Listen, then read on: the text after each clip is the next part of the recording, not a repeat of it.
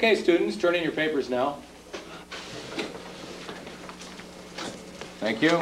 Give me my book, Thank you. man. Thank you. Oh, excellent work, Dustin. Thank you. This was easy. Nellish, could you come up here, please?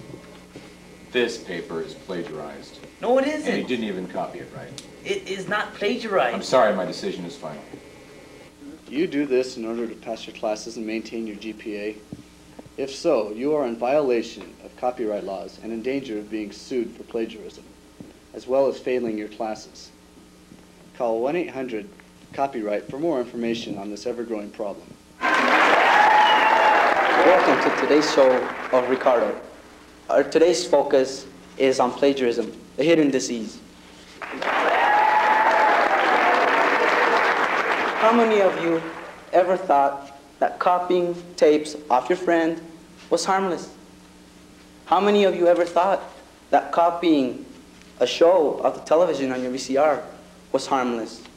Well, you were violating a law. Take a look at that.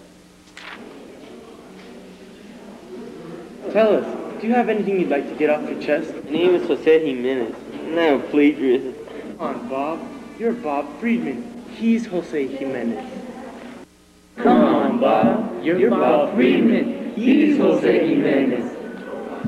Even more serious is a question on the patenting of life. Should life be patented? Should life be copyrighted? A recent court case decided on this issue. Here's more. Now, granted that most forms of bacteria do occur naturally, once they are changed or replicated in any sort of way to create a new bacteria, Article 1, Section 8 can be applied, as in this case.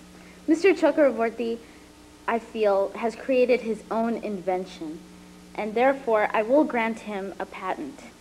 As far as his playing God is concerned, I believe it's a far-fetched concept and is completely irrelevant. I feel that his new invention or bacteria is accredited to modern technology. Thank you. One of our guests today is a noted psychologist, author of the recent bestseller, Plagiarism, Inside the Mind of a Plagiarist. Also joining us today is an FBI agent who is here to tell us about how to catch these sick criminals and what the law applies to. Also with us today are Mrs. James, mother who suffered time after time with the sickness and ailment of her son, Hector Jaime, a junkie, a plagiarist junkie. Tell me, Mr. Frog, what have you discovered about these evils? Well, although complex, it's basically saying that these people suffer from an unknown sickness related to Darwin theory and that they strive to live by gaining more possessions. They have a strong, however unknown, sense of extreme materialism. So these people are basically sick? In a state of mind, yes, you could say that. What symptoms do these people usually have in common? They usually have an uncontrollable desire to copy. They'll go as far as footnoting entire encyclopedias. I see. So it is a disease with symptoms. It definitely is a disease. Tell me, Mr. FBI agent, what have you done to deter plagiarism? Well, we have put warning labels on cassettes and videotapes. And also on videotapes we put a little section before the movie that describes the penalties for illegal copying. Are you familiar with any recent cases that involve plagiarism? One recent case was the Sony Corporation getting sued by various television stations for creating a videotape player which may be used to record movies or television shows. And the Supreme Court ruled that for Sony, because you cannot prove that that's what the tape player is made for. Have you ever really arrested someone for copyright violation, or is it more like mattress type police? Just recently we arrested this old lady for having 20 videotapes, and she was playing them at a retirement home, and she was charging 5 cents admission for the old people to come watch. And so we busted her, you know. We charged her $25,000, then we threw her in jail for a couple of years, so, you know. With us today also is Mrs. James, who had to live watching her son ruin her life. How did it all start, ma'am? Well, he began to copy things, and I didn't notice it at first. It didn't seem like any big deal. I didn't think anything of it at the time. You didn't think anything of it? Nothing at all, watching your son? No, until he started getting worse. He began to copy my dress designs and my telephone messages, and then it got worse. What kind of worse? Please elaborate.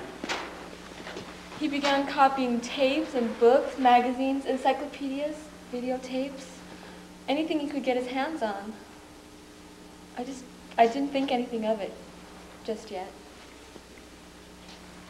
Tell me, son, what led you to this?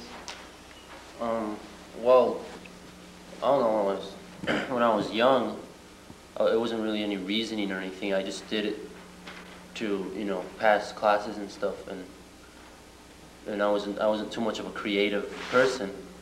And later on, you know, not going into high school and stuff, I started thinking. Wait a minute.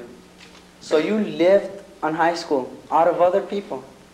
Yeah, well, you have to understand, Ricardo, that the basic thing I thought was, you know, why should I go through all the trouble of thinking of ways to do stuff when other people have already done it for me? Why don't I just use what they've done to my advantage?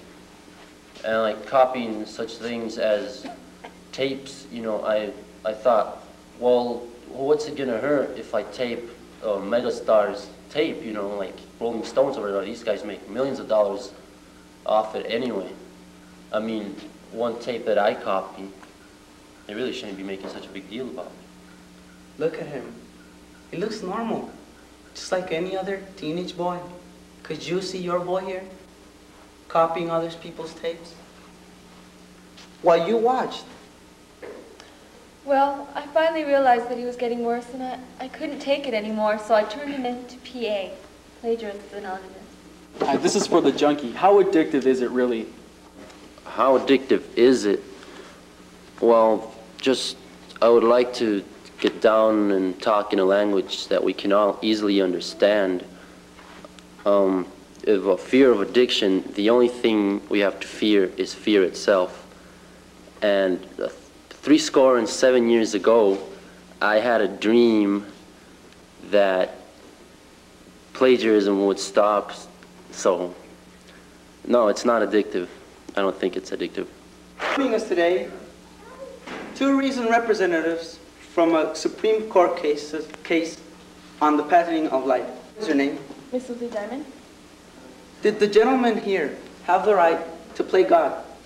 No, he didn't. The judge ruled infallibly. And what is your name?